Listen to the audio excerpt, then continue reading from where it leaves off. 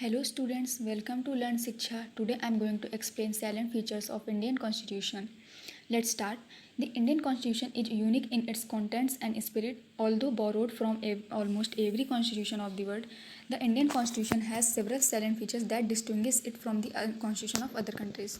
In this article, we will discuss 10 different features of the Indian Constitution. Indian Constitution जो है हम लोग के कई कंट्रियों से इसको बोरो किया गया है, लेकिन कुछ ऐसे सैलेंट फीचर्स हैं जिससे पता चलता है कि अदर कंट्री से ये डिफरेंट है.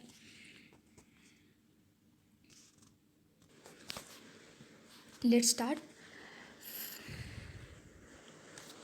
First, following all the important features of the Constitution of India which make it special in many aspects. पहला सैलेंट फीचर्स क्या है? Lengthiest written constitution. अपने इंडिया कॉन्स्टिट्यूशन बहुत ही लेंथीएस्ट है और रिटन कॉन्स्टिट्यूशन है. तो the Indian constitution is one of the lengthiest detailed constitution in world. There are 12 schedules and 448 articles in our constitution. The Indian constitution had incorporate various articles by taking inspiration from various constitution around the world. हम लोग का Indian constitution बहुत ही lengthy है और written है, जिसमें ये क्या क्या कंटेन करता है? 12 शेड्यूल्स कंटेन करता है और 448 आर्टिकल्स कंटेन करता है कॉन्स्टिट्यूशन में. अब ये लेंथीएस्ट क्यों है इसको समझते हैं. Why it is so lengthy? Considering India's diversity, it was necessary to draft a sufficiently lengthy constitution in order to incorporate various provisions to accommodate various difference. इसलिए लेंदी है कि कॉन्स्टिट्यूशन में कई सारे प्रोविजंस को अकोमोडेट करना जो सफिशिएंट हैं, जो नेसेसरी हैं, उनको ड्राफ्ट करना, इसीलिए वो लेंदी हो गया है, इसीलिए वो लेंदी है. The constitution makes found it necessary to include various provision providing special attention to state like Assam, Mizoram and Nagaland.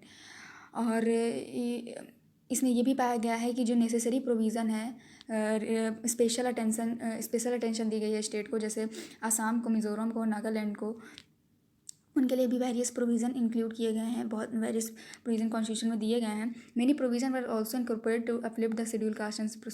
कई सारे ऐसे आर्टिकल्स हैं इंडियन कॉन्स्टिट्यूशन में जो अपलिफ्ट करते हैं, जो बढ़ावा देते हैं शेड्यूल कास्ट को, शेड्यूल ट्राइब्स को. उन लोगों को भी डेवलप होने का प्रोविज़न है, उन लोग को भी डेवलप करने के लिए भी इंडियन कॉन्स्टिट्यूशन में प्रोविज़न है. सेकेंड है blend and rigidity and flexibility. Blend and rigidity and flexibility का क्या मतलब है कि हमारा कॉन्स्टिट्यूशन कितना फ्लेक्सिबल है और कितना रिजिड है, कैसे इसको अमेंडमेंट करना आसान भी है और टफ भी है. तो अब आइए देखते हैं कि कहाँ कैसे फ्लेक्सिबिलिटी है और रिजिड है. The Indian constitution is neither completely rigid और not completely flexible but a mix of both. ना तो फ्लेक्सिबल है ना ही रिजिड है, बस कॉम्प्लेक्शन ऑफ बोथ है, मिक्स ऑफ बोथ है. आर्टिकल 368 कॉन्स्टिट्यूशन का क्या देता है? 2 टाइप्स के अमेंडमेंट्स देता है कि कैसे कैसे अमेंडमेंट्स हो सकते हैं. फ्लेक्सिबल इसलिए है कि आर्टिकल कॉन्स्टिट्यूशन में दिया गया है कि कैसे अमेंड कर सकते हैं, और रिजिड इसलिए है कि इसका प्रोसेस बहुत लंबा है, क्योंकि मेंबर्स वोट का सपोर्ट चाहिए होता है. जो भी मेंबर्स होते हैं उनके लिए उनका सपोर्ट चाहिए होता है किसी भी आर्टिकल को अमेंड करने के लिए. तो आइए पढ़ते हैं. पहला, amendment through a special majority. Special majority होनी चाहिए अमेंडमेंट करने के लिए. 2/3 मेजॉरिटी होनी चाहिए member of each house of present. Each house के मेंबर्स की 2/3 मेजॉरिटी होनी चाहिए और वोट होना चाहिए. And a majority 50% of total membership of each. 50% total membership होनी चाहिए मेजॉरिटी के लिए. 50% मेंबर्स चाहिए होते हैं अमेंडमेंट के लिए, वोटिंग के लिए. Some other provisions can be amended by the special majority of special majority of parliament के थ्रू भी अमेंडमेंट हो सकता है, and with a ratification by half of the state. तो टू थर्ड मेंबर चाहिए किसी भी आर्टिकल को अमेंड करने के लिए ईच ऑफ द हाउस. दोनों हाउस में से 2/3 मेजॉरिटी ऑफ द मेंबर्स चाहिए होती है कॉन्स्टिट्यूशन के किसी भी आर्टिकल को अमेंडमेंट करने के लिए. स्पेशल मेजॉरिटी होनी चाहिए. अब तीसरा हम लोग का है federal and unitary bias. Indian constitution is a federal with a strong centralisation tendency. Federalisation का मतलब ये होता है कि पावर जो होती है एक जगह रहना, सेंट्रलाइज कर देना पावर को. The constitution of India is neither federal nor unitary. ना तो फेडरल है अपना इंडियन कॉन्स्टिट्यूशन, ना ही मिक्स है, ना ही यूनिटरी है, बट मिक्स ऑफ बोथ है. अब इसको समझते हैं डिफरेंस के थ्रू. यूनिटरी फीचर्स क्या कहती है? The division of power is not equal. जो पावर होती है उसके डिवीज़न, जो उसका पावर का जो डिवीज़न होता है वो इक्वल नहीं होता। The centre has more power, यहाँ पे सेंटर मोर पावर होता है स्टेट के कंपेरिजन में, which is evident from the fact the union list contains more matters than the state. इसका एक सबसे बड़ा एविडेंस है कि यूनियन लिस्ट में कई सारे ऐसे मैटर है जो सिर्फ सेंट्रल ही देख सकती है, स्टेट लिस्ट नहीं देख सकती। और स्टेट लिस्ट में कम मैटर है compare than union list. Federal क्या होता है? It is a written constitution which is an essential features of every country following the federal system. इसमें क्या है कि रिटन कॉन्स्टिट्यूशन में ये बताया गया है कि एसेंशियल फीचर्स दिए गए हैं एवरी कंट्री को जो फेडरल सिस्टम को फॉलो करते हैं। दूसरा, the federation like the USA have the right to frame their own constitution which is not possible in India as the entire country follows a single constitution. Federation like जैसे USA में क्या है कि उनके पास power है कि वो अपना ओन कॉन्स्टिट्यूशन को फ्रेम कर सकते हैं, लेकिन इंडिया में ये पॉसिबल नहीं है कि पूरी कंट्री सिंगल कॉन्स्टिट्यूशन को फॉलो करती है, क्योंकि पूरी कंट्री जो है सिंगल कॉन्स्टिट्यूशन को फॉलो करती है। क्या है फेडरल में क्या है कि the supremacy of constitution is always protected. Constitution की जो सुप्रीमेसी है, जो प्रभुता है, उसको हमेशा प्रोटेक्ट किया जाता है उसे। यूनिटरी में क्या, there is a single system of court that enforces both central and state laws. यहाँ पे एक सिंगल सिस्टम ऑफ कोर्ट है जो स्टेट और सेंट्रल के जो भी लॉ होते हैं उनको इन्फोर्स करती है। There is a no equal representation of state in the houses of parliament which is not same in the federation like USA. यहाँ पे स्टेट जो हाउस ऑफ पार्लियामेंट है उनका रिप्रेजेंटेशन इक्वल नहीं होता है जैसे कि यूएसए में फेडरेशन में होता है। तो समझ में आ गया होगा फेडरेशन का क्या मतलब है।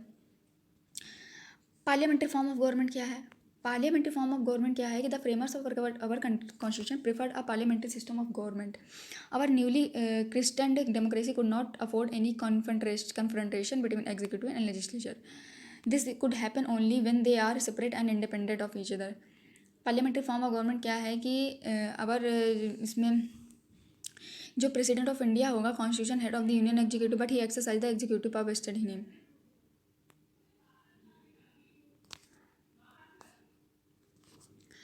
The president of India is the constitution head of the union.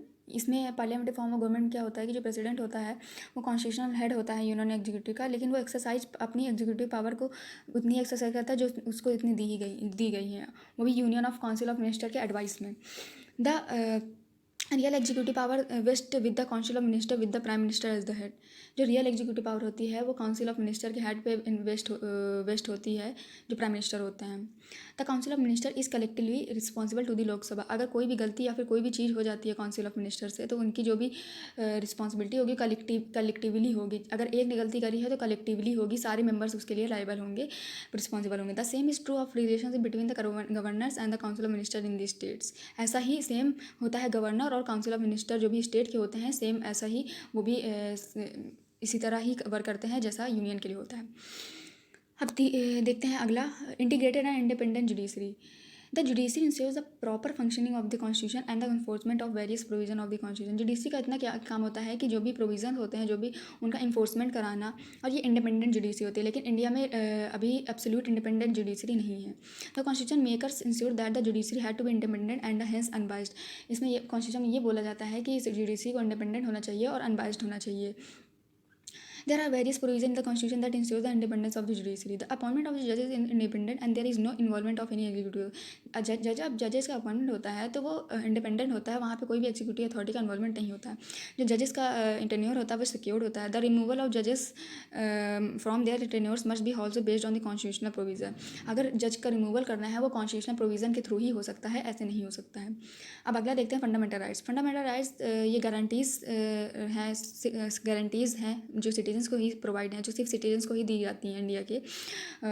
तो कौन कौन सी है? राइट टू इक्वालिटी, जो राइट आर्टिकल 14 to 18 जिसमें समानता का अधिकार दिया गया है कि सिटीजन्स को इक्वल, सारे सिटीजन्स को इक्वल राइट है, इक्वलिटी प्रदान करी गई है। और राइट टू फ्रीडम, उन लोग को फ्रीडम है। जो आर्टिकल 19 to 22 है, राइट अगेंस्ट एक्सप्लॉयटेशन, अगर उनके ऊपर कोई भी अत्याचार होता है उसके अगेंस्ट वो अपना उनका अधिकार है कि उसके अगेंस्ट अपना आवाज़ उठा सकते हैं। आर्टिकल 23 से 24 तक right to freedom of religion, इनका अपने धर्म का अधिकार है, हम किसी भी धर्म को मान सकते हैं, किसी भी धर्म की पूजा कर सकते हैं, कुछ भी कर सकते हैं। आर्टिकल 25 से 28 तक कल्चरल एंड एजुकेशनल राइट होता है, आर्टिकल 29 to 30 जिसमें हम लोग का एजुकेशनल राइट है। और right to constitutional remedies article 32 जिसमें हम लोग को रिट प्रोवाइड है 5 तरीके की। अगर कोई भी हमारा राइट का वॉलेशन करता है तो हम डायरेक्ट सुप्रीम कोर्ट और हाई कोर्ट अपना डायरेक्ट उसके अगेंस्ट फाइल कर सकते हैं केस। इसे हम सोल ऑफ द कॉन्स्टिट्यूशन भी कहते हैं। और ये बहुत ही ये इंडिया का कॉन्स्टिट्यूशन का सोल है। इसके बिना फंडामेंटल राइट्स का कोई मतलब नहीं है। अगर फंडामेंटल राइट्स का वॉल्यूशन होता है तो हम यहाँ पे डायरेक्ट जा सकते हैं। अब अगला देखते हैं directive principle of state policy. Part 4 में बताया गया है और फंडामेंटल राइट्स पार्ट 3 में बताया गया है इंडियन कॉन्स्टिट्यूशन में। पार्ट 4 में directive principle of Indian constitution बताया गया है, जो डील करता है जो भी डायरेक्टिव प्रिंसिपल हैं स्टेट पॉलिसी की, उनको डील करता है। It is a duty of every state. ये एवरी स्टेट की ड्यूटी है कि जो इन प्रिंसिपल को तभी अप्लाई करे जब कोई भी नया लेजिस्लेशन बन रहा हो। अगर वो अफोर्डेबल है, अगर वो कर सकते हैं तभी तो ये अप्लाई कर सकते हैं। The directive principle of state policy is similar to the instrument of instruction that is in the government of India act. Directive principle of state policy same है जो इंस्ट्रूमेंट ऑफ इंस्ट्रक्शन जो government of India act 1935 में instrument of instruction है, same as a directive principle of state policy है। वो भी नीति निर्देशकता था, वो भी इंस्ट्रक्शंस देता था, निर्देश देता था। तो ये है। There are basically instruction to the legislature. ये किसको इंस्ट्रक्ट करता है? लेजिस्लेचर को, एग्जीक्यूटिव को, कि उन्हें फॉलो करना होगा जब भी कोई न्यू लेजिस्लेशन बनाते हैं। लेकिन directive principle of state policy हम लोग इसके लिए कोई भी इश्यू नहीं कर सकते। अगर उसमें कोई भी चीज़ लिखी है तो हम इसके लिए सरकार से ये नहीं कह सकते हैं, आप कोर्ट में नहीं जा सकते हैं कि हमें ये चीज़ प्रोवाइड करी जाए। ये उन लोग के डिस्क्रिप्शन पे है, स्टेट लेजिस्लेशन और एग्जीक्यूटिव के डिस्क्रिप्शन पे है, वो हमें प्रोवाइड करें या ना करें। और जैसे कि राइट टू एजुकेशन पहले इसमें directive principle of state policy पे था, अब इसको हटा करके फंडामेंटल राइट में कर दिया गया आर्टिकल 21A में। तो जब क्या होता था कि जब स्टेट या फिर कोई भी एग्जीक्यूटिव लेजिस्लेशन अफोर्डेबल हो जाती थी उस चीज़ को प्रोवाइड करने के लिए कंट्री को, सिटीजन्स को, तब वो उसको प्रोवाइड कर सकती है। तो directive principle of state policy इतना ही है। फंडामेंटल ड्यूटीज़ क्या है कि हम लोग की क्या ड्यूटीज़ हैं, फंडामेंटल सिटीजन्स की क्या ड्यूटीज़ हैं। द स्वर्ण सिंह समिति कमेटी में बोला गया था 1976 में। उन्होंने 11 फंडामेंटल ड्यूटीज़ ऐड करी थी कॉन्स्टिट्यूशन में, जो पार्ट 4A में दिया गया है और आर्टिकल 51A में कॉन्स्टिट्यूशन में दिया गया है। स्वर्ण सिंह कमेटी में बोला गया है कि आफ्टर इंटरनल एमरजेंसी के बाद उन्होंने एक लिस्ट ऐड करी फंडामेंटल ड्यूटी, जिसमें सिटीजन्स ऑफ इंडिया को उनको अबाइड कर दिया गया है कि इनकी ये ड्यूटी है, इन्हें ये करना ही पड़ेगा। There are 11 fundamental duties act a moral obligation of every citizens of India, and these fundamental duties are non-justiciable in nature. One cannot move to court if someone is not obliged. ये ऐसा है कि fundamental right का अगर violation होता है तो हम लोग कोर्ट जा सकते हैं। अगर लेकिन फंडामेंटल ड्यूटी कोई भी नहीं करता है, कोई भी फॉलो नहीं करता है, तो वो कोई अबाइड नहीं है, कोई बाउंड नहीं है कि वो कोर्ट पे इसके लिए सू कर सके, उसके लिए कोर्ट भी जा सके। The new part 4A with Article 51A was added in the Constitution of India, and it was inspired by Constitution of the USSR. USSR से लिया गया है, कॉन्स्टिट्यूशन ऑफ यूएसएसआर से ही लिया गया है फंडामेंटल ड्यूटीज़। अब सेकुलरिज्म क्या है, नेक्स्ट देखते हैं। Secularism the constitution of India stand for the secular state. इसमें क्या है कि it's give equal importance of all religion. हमारा जो भारत है वो सारे रिलीजन्स को इक्वलिटी देता है, इक्वल रिस्पेक्ट देता है, इक्वल इंपॉर्टेंस देता है। It is also does not uphold any particular religion as the official state religion. कोई किसी का यहाँ पे स्टेट रिलीजन नहीं है, अपना सारे रिलीजन्स को बराबर मान्यता दी गई है। The western concept of secularism connotes a complete separation between religion and the state. This concept is inapplicable in the Indian situation where the society is multi religious. ये अपना यहाँ पे एक ही रिलीजियस नहीं हो सकता। यहाँ पे मल्टी रिलीजियस के लोग बिलोंग करते हैं, कई सारे रिलीजन्स के लोग बिलोंग करते हैं। उनको इक्वलिटी ऑफ इम्पोर्टेंस दी जाती है, इक्वल इंपॉर्टेंस दी जाती है, सम्मान दिया जाता है जैसे कि बाकी धर्मों को दिया जाता है। Hence the Indian constitution embodies the positive concept of Indian constitution secularism को एक पॉजिटिव कॉन्सेप्ट के नज़रिए से देखता है, जैसे giving equal respect to all religions and protecting all religions equally. यहाँ पे सारे रिलीजन्स को एक साथ सम्मान दिया जाता है और उन्हें प्रोटेक्ट किया जाता है, उन्हें सुरक्षा प्रदान करी जाती है सारे रिलीजन्स को। इसके लिए हम लोग को फंडामेंटल राइट्स में भी मिला है 25 और 26 आर्टिकल में कि हम लोग किसी भी धर्म को मान सकते हैं, अपने धर्म का प्रैक्टिस कर सकते हैं। तो इसीलिए फंडामेंटल राइट्स का कोई वायलेशन नहीं कर सकता है इसके थ्रू। यूनिवर्सल एडल्ट फ्रेंचाइजी का क्या मतलब है कि वोट किसने एज पे दे सकते हैं। हाँ, ये देखते थे concept of universal adult franchise adult suffrage allows every citizens of India who is above 18, जो 18 साल के ऊपर हैं, उन्हें राइट टू वोट दिया। डेमोक्रेटिक इलेक्शन में उन्हें वोट का अधिकार है। Any adult who is eligible to vote, अगर कोई भी एडल्ट वोट देने के लिए एलिजिबल है, should not be discriminate against on the basis of gender. उन्हें जेंडर के आधार पर डिस्क्रिमिनेट नहीं किया जाएगा, कास्ट के आधार पर नहीं किया जाएगा, धर्म के आधार पर नहीं किया जाएगा। द प्रोविज़न एडेड है 61th अमेंडमेंट हुआ था, ये प्रोविज़न ऐड किया गया था जो constitution act 1988 which changes the voting age from 21 to 18। पहले वो 21 था, अब 18 कर दिया गया है। The article 326 of the constitution guarantees this right. Article 326 में राइट टू वोट के बारे में बताया गया है। राइट टू वोट पर्टिकुलर वहीं डिफाइन नहीं है, लेकिन उसके प्रोविज़न उसके क्या राइट्स हैं ये डिफाइन किया गया है आर्टिकल 326 में।